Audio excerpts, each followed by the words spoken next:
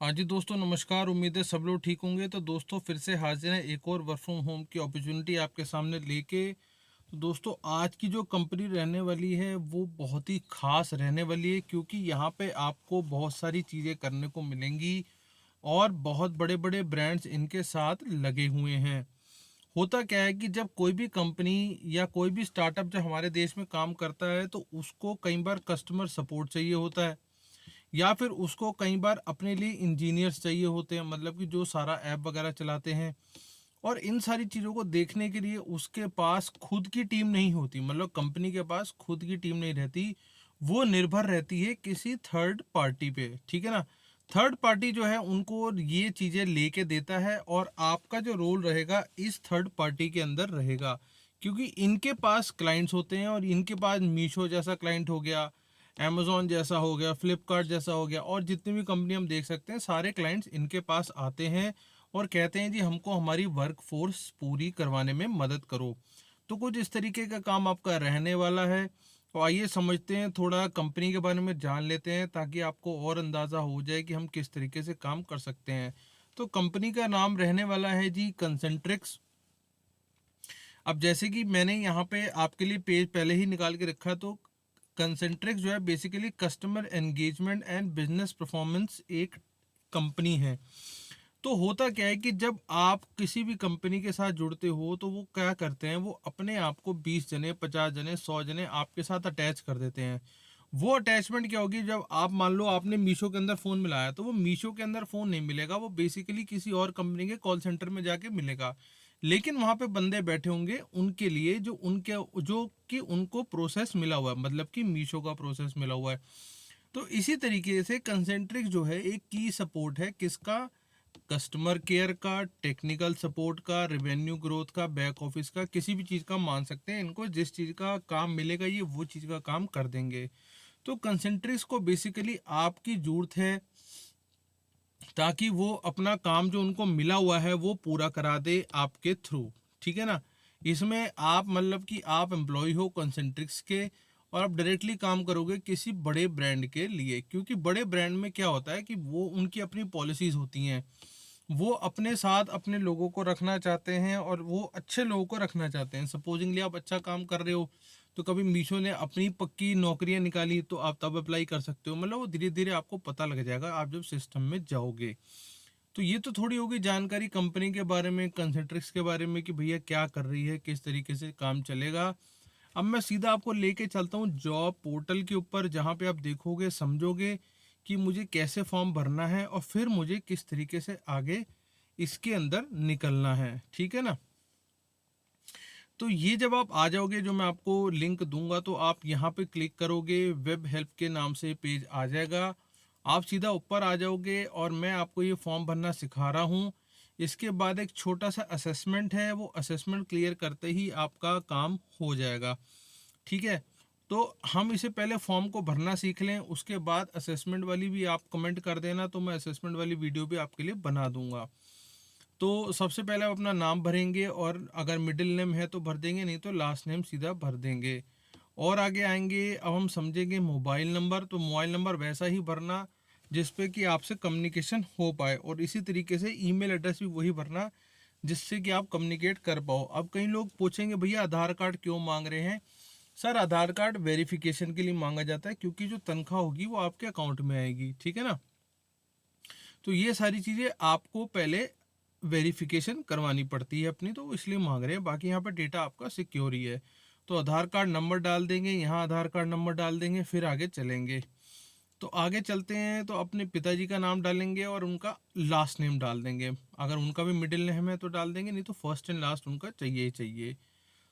अब आ गई आपकी एड्रेस की बारी, क्योंकि आप देखो रहते कहीं भी हो लेकिन आपकी जॉब लोकेशन अलग अलग हो सकती है। वर्क फ्रॉम होम तो रहेगा ही रहेगा, उसके अलावा आपको कई बार आपको पता है कंपनी की अलग अलग जगह पे ऑफिसेज होते हैं, तो वहाँ पे आपको हो सकता है कुछ एक लोकेशन मिल जाए, कई जगह नहीं मिलती, कई जगह मिल जाती है। तो यहाँ पे अपना प्रॉपर एक एड्रेस डालेंगे लोकेलिटी और लैंडमार्क के साथ। मैं आपको एक चीज़ और बता दूँ कि जितनी भी एमएनसी कंपनियां हैं ना, ये आपका बैकग्राउंड वेरिफिकेशन कभी ना कभी करवा लेती हैं, क्योंकि उनको गलत बंदे बिल्कुल नहीं चाहिए, उनको चाहिए साफ और सुथरे बंदे, ठीक है ना।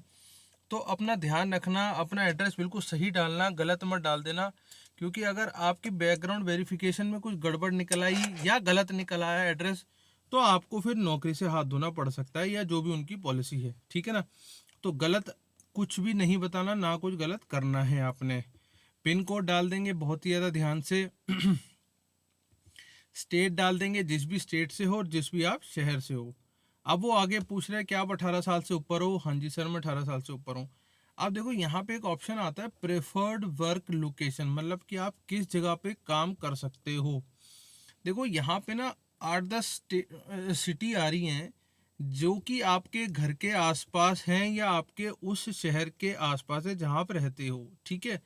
तो देख लो आप यहाँ में से किस जगह पे जाने के लिए इच्छुक हैं, क्योंकि आपको बीच बीच में हो सकता है कि यहाँ पे आपको कभी अपनी कुछ भी चीज़ बताने के लिए यहाँ जाना हो सकता है, आपको रिपोर्टिंग करनी पड़ सकती है या कुछ भी हो, पर कंपनी चाहती है कि इसके आसपास आप कहीं हो तो बता दो।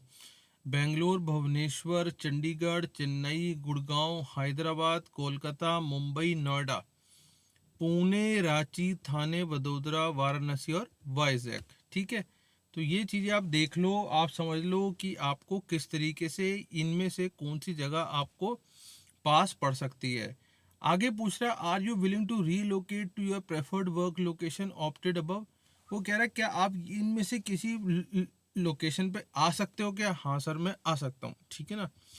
तो ये बात होगी इसकी। अब वो कह रहा है कि how do you get to know about this opportunity, तो आप यूट्यूब लिख देना, जो आपको ठीक लगे वो लिख देना। अब वो कह रहा है are you willing to work in 24/7 shifts, क्योंकि ऐसा होता है कि कई बार ना शिफ्ट्स अलग अलग मिलती हैं। शिफ्ट कई बार सुबह की मिल जाती है, कई बार शाम की मिल जाती है, कई बार रात की मिल जाती है। तो वो सारी बातें होती हैं, हम इसको यस कर देंगे। एजुकेशन बैकग्राउंड में देखो, अब अगर तो आप 12th पास ही हो, इसका मतलब आप यहाँ समझ लो कि सिर्फ आप अगर 12th भी हो तो भी आपको नौकरी मिलने वाली है। ग्रेजुएशन हो तो बात अलग है, नॉन ग्रेजुएशन हो तो भी बात अलग है।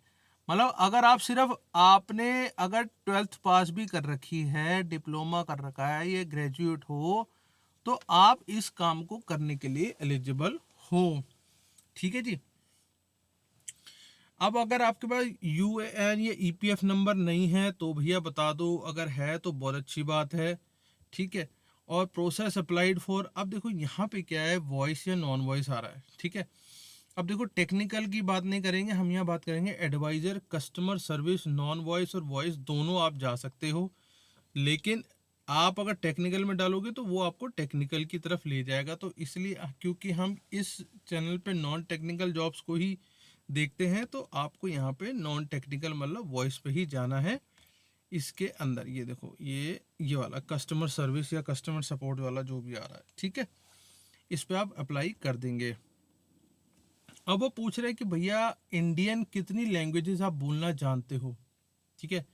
आप अगर इंग्लिश, हिंदी, बंगाली, मलयालम, तमिल, जो भी जितनी भी लैंग्वेज बोलना चाहते हो या अच्छे से बोल सकते हो, समझ सकते हो, तो वो लैंग्वेज आप बता दो, क्योंकि आपको फिर उसी तरीके का प्रोसेस दिया जाएगा उसी एरिया का। तो जब आप यहाँ लिख दोगे 1 2 3 जितनी भी आपके लैंग्वेजेस हैं वो आप डाल देना। अब वो कह रहा है कि do you have diploma certificate in foreign language course. भैया क्या आपके पास कुछ इस तरीके का कोई डिप्लोमा या सर्टिफिकेट है कि आपने कोई बाहर की लैंग्वेज करी हुई है। नहीं सर, ऐसा तो कुछ नहीं मेरे पास, तो आप इसे उठा के सीधा सीधा नो कर देंगे, ठीक है।